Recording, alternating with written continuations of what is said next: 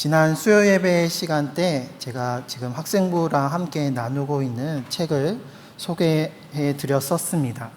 그 책은 차마 신이 없다고 말하기 전에 라는 책입니다. 그래서 오늘날 신이 없다고 말하는 세상 가운데서 하나님이 계심을, 그리고 기독교에 대한 오해들을 변증하는 책입니다. 그 주제들 중에 하나가 창조론과 진화론 논쟁이 있었습니다. 창조냐 진화냐, 이 창조론과 진화론 사이의 논쟁은 오랜 시간 동안 진행되고 있습니다. 특별히 다음 세대들의 우리 학생들 같은 경우 학교에서 과학 시간에 진화론을 배우고 또 교회 와서 말씀을 듣고 배우며 익힐 때에는 또 하나님께서 세상을 창조하셨다라는 창조론을 배우게 됩니다. 그래서 이 둘 사이에 정말 어느 것이 맞는 것인지 흔들리기도 하고, 때로는 정말로 하나님께서 세상을 창조하셨나 되묻게 되기도 합니다. 그래서 이 창조론과 진화론에 대한 말씀을 우리 학생부 친구들과 함께 나누었었는데, 이 시간 또한 우리 성도님들과 함께 이 말씀을 나누고자 합니다. 창조론이냐 진화론이냐라고 하는 것은 결국 신앙이냐 과학이냐라는 큰 질문으로 귀결되게 됩니다. 그렇다면 과학이란 무엇일까요? 우리 친구들에게 과학하면 무엇이 떠오르니? 라고 물었었는데, 우리 성도님들은 과학이 무엇인가요? 혹은 과학하면 어떠한 이미지가 떠오르나요? 라고 묻는다면 무엇을 대답하실 수 있으시겠습니까? 우리 학생들 같은 경우는 우주과학, 화학과 같은 과학의 분야를 이야기하기도 했고요. 또 실험, 관찰이라는 과학에서 아주 중요한 반복론을 이야기하기도 했습니다. 그리고 또 우리가 일반적으로 과학이라고 하면 쉽게 떠오르는 이미지는 객관적인 사실, 법칙, 규칙, 불변하는 원리, 이런 것들을 쉽게 떠올리곤 합니다. 과학의 사전적 정의를 찾아보니 사전에서 과학을 이렇게 정의하고 있습니다. 보편적인 진리나 법칙의 발견을 목적으로 한 체계적인 지식이라고 정의하고 있습니다. 여기서 말하고 있는 체계적인 지식, 즉 과학은 체계가 있는 지식이다라는 것이고, 이 과학적 체계를 과학적 탐구 방법을 이용해서 그 체계를 갖추고 있습니다. 과학적 탐구 방법을 간략하게 말씀드리면, 먼저 가설이 있고 그 가설을 검증하기 위한 관찰과 실험을 행합니다. 그래서 그 결과를 통해서 그 가설이 옳은지 틀린지 증명을 하는 것이 과학적 탐구의 과정이고 체계적인 과정이라고 할 수가 있습니다. 그래서 어떠한 현상을 목격하거나 의심이 들면 이거는 이런 것이 아닐까라고 가설을 세우고, 또 그 가설이 내가 생각한 게 정말 맞나 검증하기 위해서 여러 가지 요인들을 통제하고 변화시키면서 체계적인 실험과 관찰을 합니다. 그리고 그 결과를 도출해서 가설이 맞는가 틀린가를 증명하게 되는 것입니다. 그러면 이 시간에 짧게나마 이러한 과학적인 탐구 과정을 잠깐 한번 나눠보고자 합니다. 자, 보시면 2, 4, 6, 8 숫자가 연속해서 나와 있습니다. 자, 8 다음 가로에 들어갈 숫자는 과연 무엇일까요? 네, 10이라고 말씀해 주셨는데 너무 쉽죠? 딱 봐도 10이라고 느껴지는데, 그 이유는 가설을 세어보니 앞에 있는 숫자에 2가 점점 더해져서 숫자가 나타나는구나 라는 가설을 세우면서 정말 그러한가? 4를 보니까 2에 2를 더한 것이 맞고, 6을 보니까 4에 2가 더한 것이 맞고, 8을 보니까 6에 2를 더한 것이 맞고, 이렇게 쭉 관찰을 해보니 내 가설이 맞네? 그러면은 다음 것은 10이 나오겠다라는 것이 우리가 과학적인 탐구 과정을 통해서 도출한 결과이고, 우리 모두가 이것이 체계적이다, 합당하다, 객관적이다라고 여기게 됩니다. 짧은 순간이었지만 이러한 과학적인 탐구 과정을 통해서 결론을 도출하게 됩니다. 그런데 이것은 틀렸습니다. 가로 안에 들어갈 숫자는 11입니다. 왜 11일까요? 그것은 이렇게 반복되는 숫자였기 때문입니다. 2, 4, 6, 8, 11 이게 한 묶음으로써 A가 반복되는 것이었기 때문에 8 다음이 10이 아니라 11이 정답이 됩니다. 자, 그럼 또 한 번 문제를 내겠습니다. 자, 그렇다면 이렇게 반복되는 가운데 가로 안에 들어갈 숫자는 과연 무엇일까요? 이번엔 선뜻 답하기가 어려우신가요? 네. 일반적으로는 우리는 2라고 대답을 할 겁니다. 자, 하지만 정답은 우리 모두에게 있습니다. 아무거나 제가 말하면 정답이 되는데 30이라고도 할 수가 있습니다. 왜냐하면 아까 작은 A라는 묶음이 2번 반복되고 나서 11이 나오는 큰 A라는 이 묶음이 계속 반복되는 것이기 때문입니다. 네, 어떻게 보면은 비논리적인 대답처럼 보일 수가 있는데 이것이 바로 과학이다라는 것을 이 문제를 통해서 얘기 드리고 싶었습니다. 달리 보면 과학을 통해 발견되는 것들이 절대 불변의 객관적인 진리가 아니라 과학이라는 것은 가설에 대한 잠정적인 대답일 뿐이지 불변하지 않는다라고 할 수 없다라는 것입니다. 그래서 방금 푼 문제로 과학을 다시 정의한다면 과학이라는 것, 지금까지 내가 알고 있는 것을 전제로 한 그 안에서의 일반적인 규칙이라고 정의할 수가 있습니다. 2, 4, 6, 8이라고 하는 기존에 이미 제시된 알고 있는 것 안에서 일반적인 규칙으로는 10이 나오는 게 마땅하고 당연합니다. 그렇지만 2, 4, 6, 8 다음에 알고 보니 11이 나왔다라는 것을 발견하게 되면 지금까지 짝수로 2씩 증가한다라고 여겼던 그 규칙이, 그 원리가 수정이 되어서 2, 4, 6, 8, 11이 반복되는 것처럼 과학이라는 것은 지금까지 알고 있는 것 안에서의 규칙이지 또 다른 새로운 것을 알게 된다면 기존의 그 규칙들은 모두 의미가 없고 전혀 다른 것이 되어버려서 이처럼 과학은 불변의 진리, 법칙이 아니라 계속해서 수정되고 개선된다라는 것입니다. 그 한 예로 과학 시간에 우리가 배우기로는 물질의 가장 작은 단위가 무엇인가라고 했을 때 원자라는 것을 아마 어르신들께서는 원자로 배우셨을 거예요. 그런데 과학의 기술이 발전되면서 원래는 가장 작은 단위, 물질을 다 쪼개서 쪼갤 수 없는 가장 작은 단위가 원자라고 알고 있었고 그것이 규칙이었고 법칙이었고 과학적인 사실이었는데 새로운 사실이 발견된 걸 보니 이 원자가 원자핵 그리고 양성자와 중성자 거기서 또 쪼개져서 쿼크라는 것까지 그 단위가 쪼개지는 것이 발견되면서 이제는 더 이상 원자가 가장 작은 단위가 사실이 아니게 된 것처럼 이처럼 새로운 사실이 발견되면 과학적인 결론들, 사실들은 모두 다 뒤엎어지고 그동안 객관적이고 절대적인 것이 그렇지 않는 것으로 바뀌어버리게 된다라는 것입니다. 이렇게 볼 때 우리가 처음에 과학은 객관적이고 절대적이고 변함없는 것, 규칙적인 것이라고 생각을 하고 또 이와 대비해서 신앙은 무언가 주관적인 것 같고 상대적인 것으로 여기면서 과학과 신앙은 서로 다른 것이라고 보통은 생각을 합니다. 하지만 엄밀히 살펴보면 과학과 신앙 이 둘은 공통점을 가지고 있는데 모두가 믿음을 바탕으로 하고 있다라는 것입니다.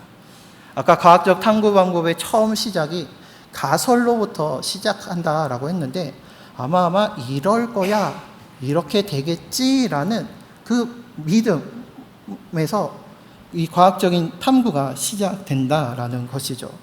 그리고 인간의 특징을 이야기할 때 지난 시간에도 말씀드린 것처럼 호모 릴리기오수스, 종교적인 인간은 모두가 다 종교적이기 때문에 과학도 그 믿음을 기초로 한다라고 이야기할 수가 있습니다.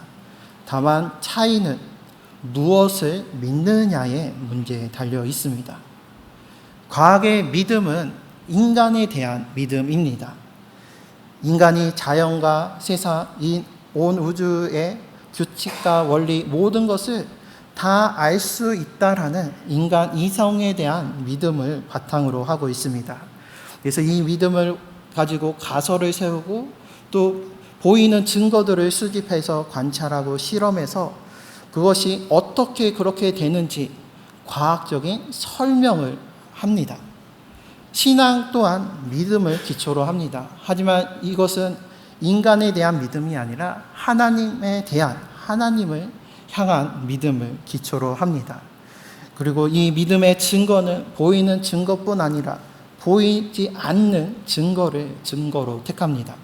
그래서 히브리서 11장 1절 말씀과 같이 믿음은 바라는 것들의 실상이요 보이지 않는 것의 증거가 됩니다.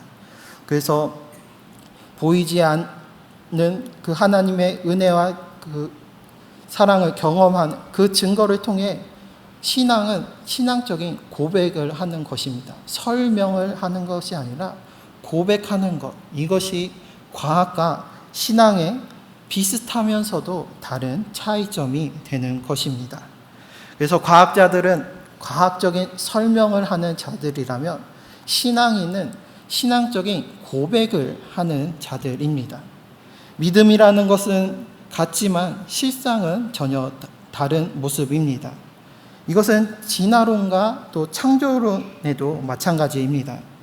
진화론은 과학적으로 설명하려 하는 것이고 성경에서 말하는 창조론은 신앙의 고백입니다. 즉 성경은 과학적으로 설명하는 과학책이 아니라 하나님께서 우리에게 보여주신 계시의 책이자 하나님을 향한 우리의 신앙적인 고백의 책이기도 합니다. 진화론의 관심은 생명이 어떻게 진화해 가는지 영어로 how에 해당하는 그 어떻게에 집중하지 생명의 시작과 왜 생명이 시작됐는지 그 의미에 대해서 말하지도 않고 관심을 가지지 않습니다. 반면에 창조론은 생명의 진화 과정에 대한 how에 집중하지 않습니다. 누가 창조하였는가 후에 대해 집중하며 그것에 대한 신앙 고백입니다. 그래서 성경의 가장 처음 시작하는 말씀이 바로 태초에 하나님이 천지를 창조하시니라. 누가 세상을 창조하셨는가? 바로 하나님이 창조하셨다라는 것이 신앙의 고백이자 하나님의 선포의 말씀입니다. 그렇기에 우리가 동쪽을 보면서 서쪽을 같이 볼 수 없듯이 창조론과 진화론은 서로 바라보는 것이 다르고 이야기하는 것이 다릅니다. 그런데 많은 사람들은 이것을 하나의 이야기, 같은 이야기로 착각하곤 합니다. 그 대표적인 예가 창조과학이라고 할 수가 있습니다. 창조인가 진화인가 계속되는 논쟁 속에서 어떤 사람들이 하나님의 창조하심 그리고 성경에 기록된 놀라운 이적들을 과학적으로 한번 설명해 보자라고 하면서 이 창조과학이 시작하게 되면서 유행하기도 하였습니다.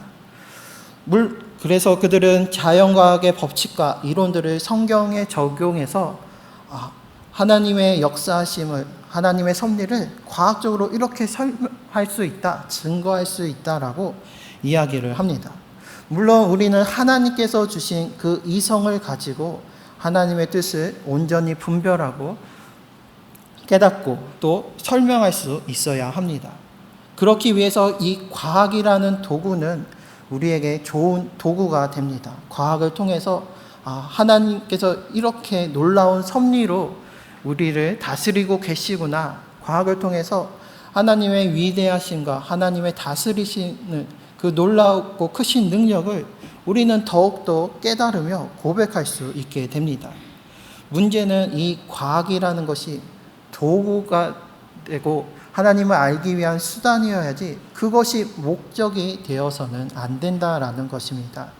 그래서 창조과학이 물론 유의미한 해석을 한 부분도 있지만 또 하나님의 창조를 과학적으로 설명하려고 하면서 자연과학을 잘못 이해해서 적용하거나 혹은 또 잘못 왜곡해서 적용하는 등의 문제점을 또 나타내고 있기도 합니다. 그리고 무엇보다도 그러면 하나님의 모든 행하심을 과학적으로 설명한다고 하는데 그럼에도 설명되지 않는다면 오히려 과학자들, 하나님의 신은 없다라고 하는 사람들에게 거봐 설명하려고 해도 안 되잖아 라고 하면서 오해를 불러일으킬 수 있다라는 것입니다.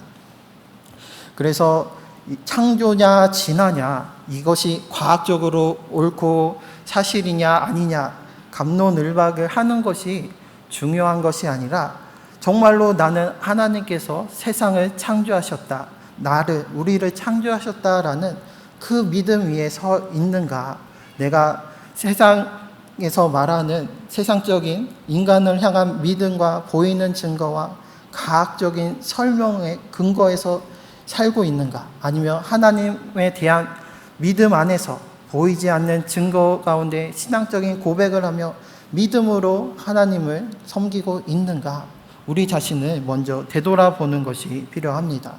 그래서 이 시간에는 진화냐 창조냐 과학적인 근거 논리를 비교해서 이것이 옳다 그르다를 이야기하기보다는 진화론적인 세계관과 창조론의 세계관을 함께 나누고자 합니다. 우리가 알고 있는 진화론은 라마크스라는 사람으로부터 시작이 되었고 우리가 가장 잘 알고 있는 다윈이 이것을 확장시키고 그로 인해서 진화론이 세상 가운데 널리 발표되고 많은 사람들이 이 진화론을 받아들이게 되었습니다. 그런데 우리가 이 진화론을 배우고 또 듣고 할 때 유의할 것은 그 안에 담긴 진화론적인 사고관을 우리가 조심해야 합니다. 진화론에 대해서 이렇게 정의를 하고 있습니다. 모든 생물은 내적 생명력과 외부의 영향으로 단순한 것으로부터 복잡한 것으로 하등 형태에서 고등 형태로 발전하는 현상을 진화라고 하고, 장구한 세월 동안 진화 과정에서 생존 경쟁에 부적합한 개체나 종족은 도태되어 소멸하고 적합한 종은 생존하여 진화를 계속한다. 이것이 진화론이 세상을 바라보고 있는 시선입니다. 다시 비교해서 보면은 진화론적인 세계관은 단순한 것과 복잡한 것, 하등 형태와 고등 형태, 부적합한 것과 적합한 것으로 구분하고 나눕니다. 그래서 단순하고 하등하고 부적합한 것은 결국 살아가면서 도태될 수밖에 없고 결국에는 소멸되고, 복잡하고 고등 형태의 적합한 존재는 생존을 해서 더욱더 발전하는 진화를 겪는다라는 것이 진화론적인 시선, 진화론적인 세계관이라고 할 수가 있습니다. 이러한 시선의 진화론이 세상에 발표되면서, 특히 다윈을 통해서 널리 발표되면서 영국에서 한 가지 일이 유행이 됐다고 합니다.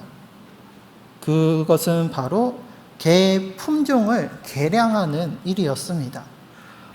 그 전까지는 창조론으로서 하나님께서 각기 모양대로 모든 만물을 창조하셨다라고 생각했는데, 다윈의 진화론이 세상에 발표되면서 처음 모습 그대로 유지하는 게 각기 모양이 아니라 상황과 환경에 따라서 변화할 수 있구나라고 생각을 하게 된 것입니다.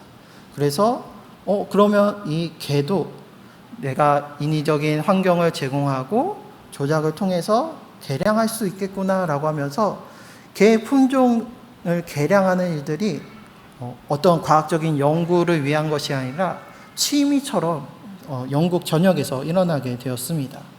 그 결과가 이러했습니다. 보시는 위의 사진들은 원래 이전의 개의 모습이고 아래의 사진들은 진화론이 이제 유행하면서 개 품종 개량이 이루어진 후의 모습입니다.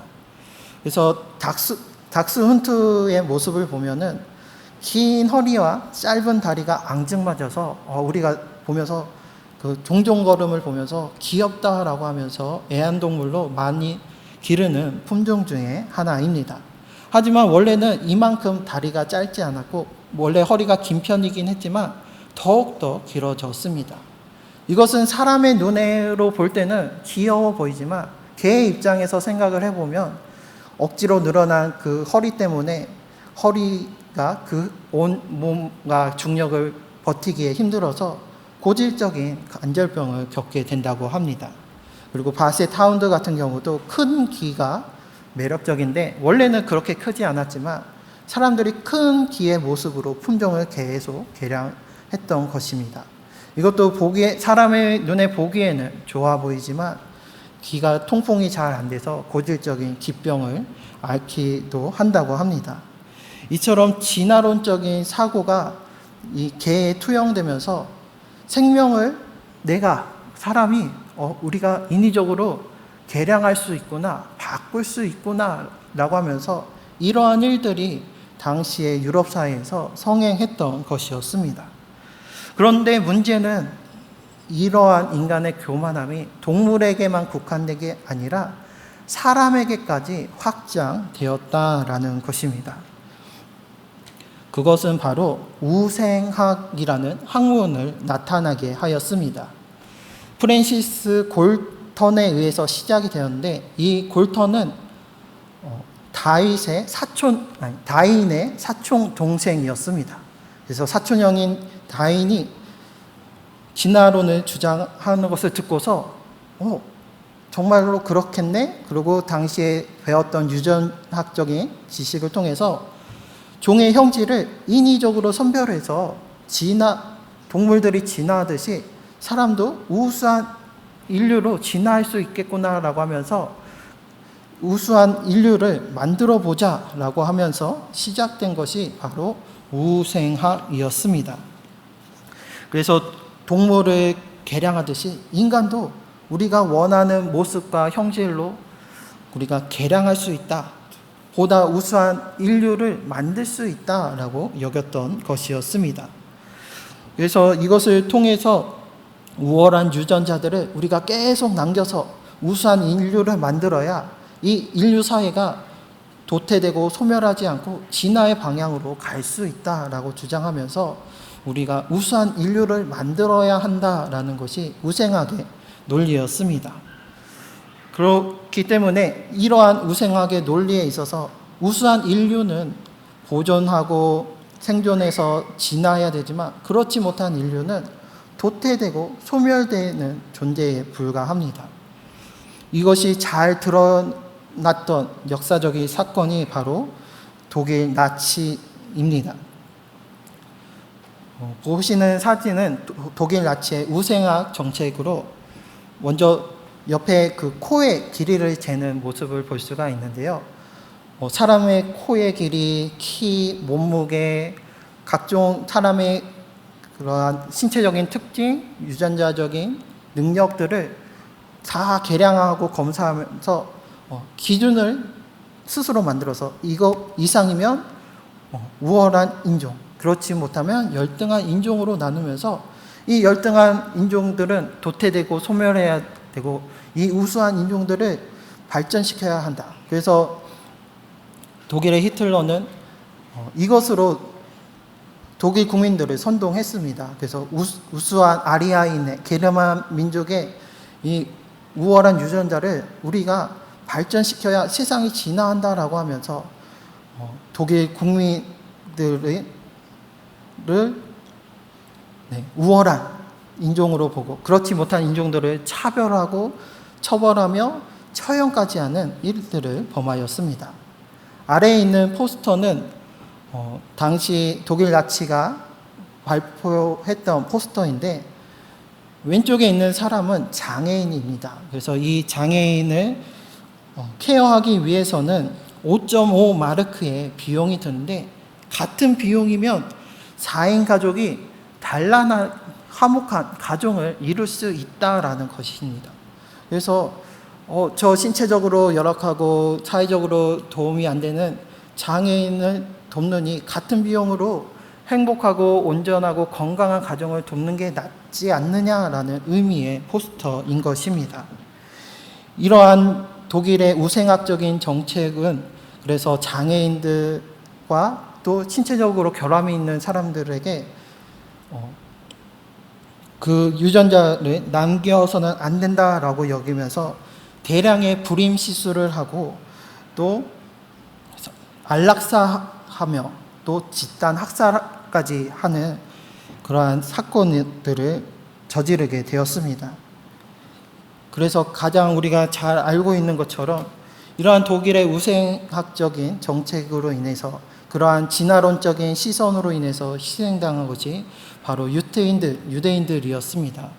그래서 보시는 것처럼 여성들과 어린 아이들 뿐만이 아니라 수많은 유대인들이 이 독일 나치 정권에 의해서 희생이 되었던 홀로코스터 대학살이라고 불리우는 대규모 전멸 정책까지 일어나게 되면서 이러한 진화론적인 사고관이 보여주는 무서운 사건들이 일어나게 된 것입니다.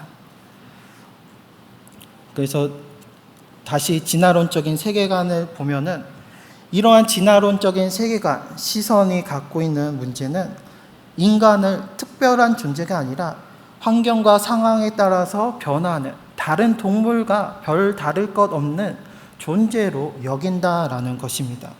그래서 아까 코를 재고 각종 인간의 모든 기록을 재는 것처럼 인간은 인격적인 존재가 아니라 수치화하고 계량화하면서 열성과 우성을 나누고 그것을 차별합니다. 그리고 적자 생존의 경쟁으로 사람들을 내몰아서 그곳에서 살아남아야만 우수한 사람이고 그렇지 못하면 열등한 사람, 실패한 사람이 되어버리게 됩니다. 하지만 오늘 이야기하고자 하는 창조론적인 세계관, 창조론적인 인간과는 이와는 정반대입니다. 우리 하나님께서는 사람을 자기의 형상, 하나님의 형상대로 창조하여 주셨습니다. 이것은 우리 인간이 하나님의 마음과 하나님의 성품과 하나님의 속성을 닮을 수 있는 거룩하고 특별한 존재로 창조되었다라는 것입니다. 그래서 진화론에서 얘기하는 동물과 인간이 다를 바 없다라는 것이 아니라 우리는 하나님의 형상대로 지음받은 특별한 존재라는 것입니다. 그리고 우리 모두는 존엄하고 존귀한 존재입니다. 고대 근동 신화들을 보면 왕들만이 신의 형상으로 창조되었습니다. 우리가 잘 알고 있는 애굽의 바로, 이집트의 파라오는 신의 아들 혹은 신의 현년으로 여겨졌습니다. 그래서 그러한 왕만이 신의 형상을 닮은 존재로 여겨지고 그 아래에 있는 사람들은 신 아래에 있는 그리고 그 신의 형상을 닮은 왕 아래에 있는 종과 같은 존재로 인간이 창조되었다라는 것이 고대 근동의 신화들입니다. 하지만 성경에서는 하나님의 형상은 모든 인류를 뜻하고 나타내는 아담에게 사용되고 있습니다. 진화론적 인간과는 차별과 경쟁으로 서로를 나누고 대립시키지만 창조론적 인간관 안에서는 우리 모두가 다 하나님의 형상대로 지음받은 고귀하고 소중한 존재이다라는 것입니다. 시편 115편 13절에서 15절 말씀을 보면 높은 사람이나 낮은 사람을 막론하고 여호와를 경외하는 자들에게 복을 주시리로다. 여호와께서 너희를 곧 너희와 너희의 자손을 더욱 번창하게 하시기를 원하노라. 너희는 천지를 지으신 여호와께 복을 받는 자로다라고 고백하고 있습니다. 진화론적인 시선에서 봤을 때는 높은 사람이나 낮은 사람이 나눠집니다. 열등한 사람과 우수한 사람이 나눠집니다. 하지만 하나님의 형상대로 창조함 받은 우리는 하나님 앞에서 높은 사람이나 낮은 사람을 막론하고 여호와를 경외하는 자들에게 하나님께서는 복을 내려주십니다. 우리 모두는 천지를 지으신 여호와께 복을 받는 자들임을 우리는 잊지 말아야 합니다. 또한 우리는 하나님께 지음받았을 뿐만 아니라 하나님께서 우리에게 허락하여 주신 이 창조 세계를 우리에게 맡겨주신 바 받은 하나님의 청지기자 대리인이다라는 것입니다. 고대 근동 신화에서 인간의 존재의 의미는 신을 경배하고 그 신들에게 제물을 바쳐야 하는 존재입니다. 하지만 창세기에서 성경에서 나타나시는 하나님께서는 우리를 종으로 여기시는 게 아니라 함께 하시는 하나님이십니다. 그래서 고대 근동에서는 신의 세계와 인간 세계가 나눠져 있고 아래 인간 세계의 사람들이 신을 섬긴다면 창세기 본래 하나님께서 창조하신 사람의 모습은 에덴 동산에서 하나님과 함께 거하면서 하나님과 함께 교제하는, 그래서 종의 모습이 아니라 하나님의 친구이자 하나님의 이웃이자 하나님의 사랑하는 자녀로서 하나님과 함께 동행하는 존재로 우리가 창조되었다라는 것입니다. 그래서 고대 근동 신화에서 인간은 신을 섬겨야만 했지만 우리 하나님께서는 오히려 우리를 섬겨 주십니다. 그래서 우리를 창조하시고 에덴 동산의 모든 것을, 우리가 먹을 모든 것을 허락해 주시고 또 모든 동물들을 다스리라고 하셔서 아담이 이름을 붙여서 그 모든 것을 다스리게 하신 것처럼 오히려 우리에게 맡겨주시고 우리를 섬겨주시는 하나님이십니다. 이에 대해서 예수님도 이렇게 말씀하셨습니다. 인자가 온 것은 섬김을 받으려 함이 아니라 도리어 섬기려 하고 자기 목숨을 많은 사람의 대속물로 주려 함이니라. 원래는 인간이 신에게 대속의 제물을 바쳐야 했지만 우리 하나님께서는 우리를 사랑하셔서 오히려 우리를 섬기시고 심지어는 하나뿐인 아들 예수 그리스도를 우리의 대속 제물로 주셨다라는 것입니다.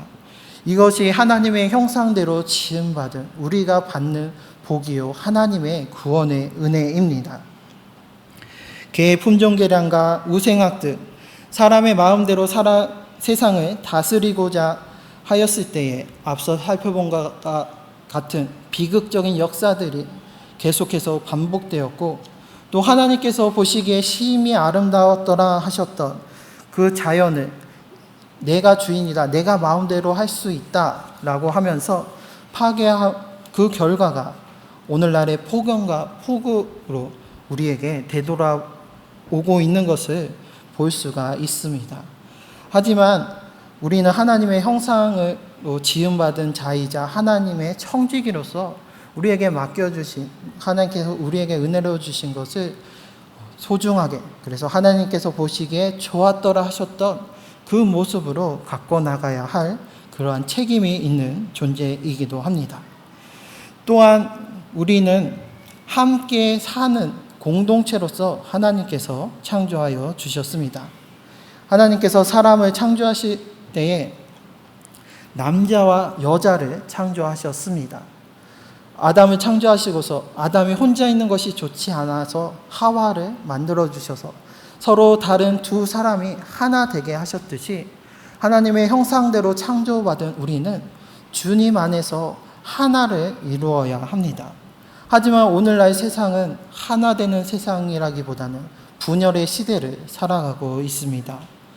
페미니즘, PC 사상 등을 이야기하면서 남자와 여자가 서로를 차별하고 있고 또 정치적인 색깔로 인해서 좌우로 나누어서 서로 경쟁하고 대립하고 있듯이 적자 생존의 경쟁 속에서 하나 되지 못하고 서로 분열되며 서로 경쟁하는 것이 오늘날의 세상의 모습 모습이라면 태초에 하나님께서 지으신 우리가 회복해야 될 본래의 모습은 하나됨입니다. 그렇게 하나님께서 창조하셨기 때문입니다. 그러므로 우리는 이 하나님의 형상대로 지음받은 자임을 늘 기억하면서 세상이 우리를 너는 하등하고 단순하고 경쟁에서 실패한 자라고 손가락질한다 할지라도 나는 하나님의 형상대로 지음받은 소중하고 존귀한 자, 그리고 또 우리가 모두가 주 안에서 하나 된 자라는 이 사실을 늘 기억하기를 바랍니다. 아까 예배를 시작하면서 김종훈 권사님께서 찬양 인도하시는 가운데 사랑한다 내 아들아, 사랑한다 내 딸아, 또 우리의 이름을 부르면서 사랑한다 형서가 라고 하면서 찬양의 고백을 했는데 이것이 우리를 향한 하나님의 음성인 줄 믿습니다. 하나님의 형상대로 우리를 지어주셨기에 세상은 우리를 손가락질하고 비방하고 또 실패했다라고 정죄한다 할지라도 하나님께서는 우리의 있는 모습 이대로를 사랑하시는 분이십니다. 그 사실을 기억하면서 우리가 이 세상 가운데서 하나님의 형상을 우리의 죄로 인해서 잃어버리고 상실해 갔던 그 하나님의 형상을 온전히 회복하기에 힘쓰는 우리 모두가 되시기를 바랍니다. 그래서 이 세상을 하나님께서 보실 때에 보시기에 심히 좋았더라 하셨던 그때의 그 모습으로 회복시켜 나가는 우리 모두가 되시기를 주님의 이름으로 축원합니다.